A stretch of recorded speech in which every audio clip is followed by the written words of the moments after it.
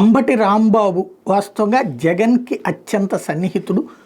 ఒకనాడు జగన్ని జైలుకి పంపించే లేదా కాంగ్రెస్ పార్టీలో అతను హెరాస్ చేస్తున్న టైంలో జగన్ పక్షాన్ని నిలబడి ఓపెన్గా మాట్లాడడం ప్రారంభించినోడు ఒక అంబటి రాంబాబే. కాంగ్రెస్లోనే ఆ రోజున విభేదాలలో జగన్ పక్షాన్ని నిలబడ్డాడు. ఆ తర్వాతన జగన్ జైలుకు పంపించినప్పుడు పోరాడినవాడు, జగన్ వెంట నిలబడ్డటువంటి వాడు, 2014లో ఫెయిల్ అయిన 2019లో సక్సెస్ అయినవాడు, ఎమ్మెల్యే అయ్యాక మంత్రి పదవి కూడా తీసుకున్నటువంటి వాడు అంబటి రాంబాబు.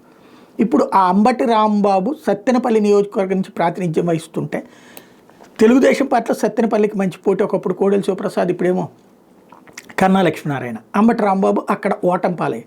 ఇప్పుడు మరి అంబటి రాంబాబుకి టికెట్ ఉంచుతారా లేదా సత్తెనపల్లికి సంబంధించి వైఎస్ఆర్ కాంగ్రెస్ పార్టీ సమన్వయకర్తగా డాక్టర్ గజ్జల సుధీర్ భార్గవరెడ్డి జీబీఆర్ హాస్పిటల్స్ని ఎంపిక చేయడం వెనకాల ఏదైనా ఉందా తెలియాలా?